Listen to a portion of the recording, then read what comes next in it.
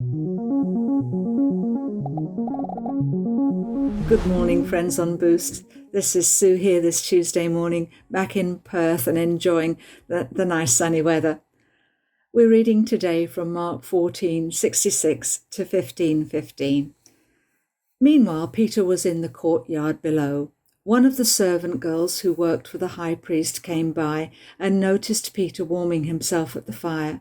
She looked closely at him and said, "You are one of those with Jesus of Nazareth." But Peter denied it. "I don't know what you're talking about," he said, and he went out into the entryway. Just then, a rooster crowed. When the servant girl saw him standing there, she began to tell the others, "This man is definitely one of them." But Peter denied it again. A little later, some of the other bystanders confronted Peter and said, "You must be one of them because you're a Galilean." Peter swore, "A curse on me if I'm lying. I don't know this man you're talking about." And immediately the rooster crowed a second time. Suddenly Jesus' words flashed through Peter's mind. "Before the rooster crows twice, you will deny 3 times that you even know me." And he broke down and wept. Very early in the morning, the leading priests, the elders, and the teachers of religious law, the entire council, met to discuss their next step. They bound Jesus, led him away, and took him to Pilate, the Roman governor. Pilate asked Jesus, "Are you the king of the Jews?" Jesus replied, "You have said it." Then the leading priests kept accusing him of many crimes, and Pilate asked him, "Are you going to answer them? What about all these charges they are bringing against you?" But Jesus said nothing, much to Pilate's surprise.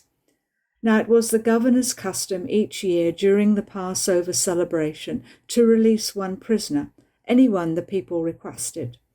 One of the prisoners at that time was Barabbas, a revolutionary who had committed murder in an uprising.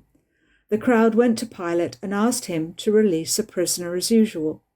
"Would you like me to release to you this king of the Jews?" Pilate asked, for he realized by now that the leading priests had arrested Jesus out of envy. But at this point, the leading priests stirred up the crowd to demand the release of Barabbas instead of Jesus. Pilate asked them, "Then what should I do with this man you call the King of the Jews?" They shouted back, "Crucify him!" "Why?" Pilate demanded. "What crime has he committed?" But the mob roared even louder, "Crucify him!" So to pacify the crowd, Pilate released Barabbas to them.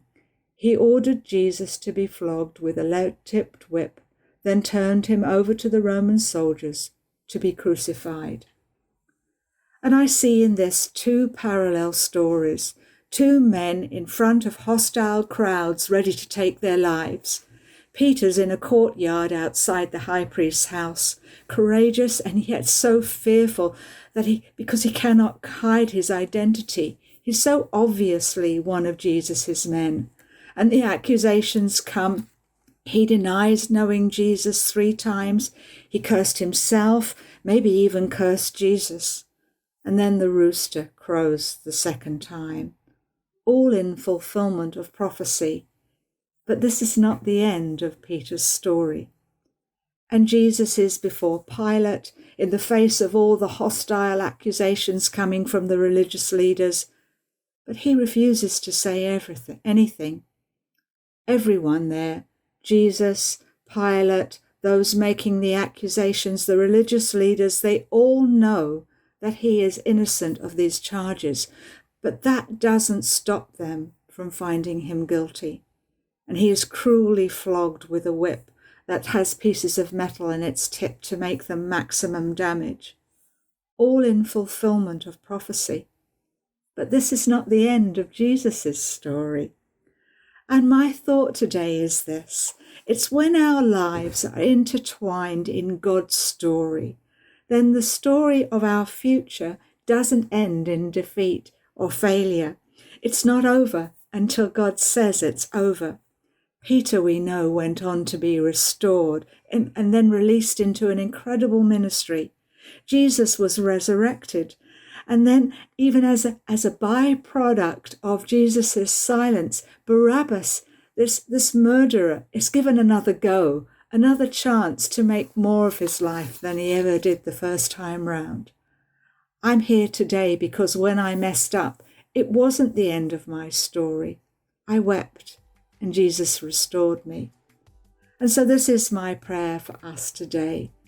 May, wherever we're at in our life's journey, know that this is not as good as it gets. As our lives are interwoven into God's story, God gets to write the ending. May you be blessed today as you go into the next part of your life's journey. Bye for now.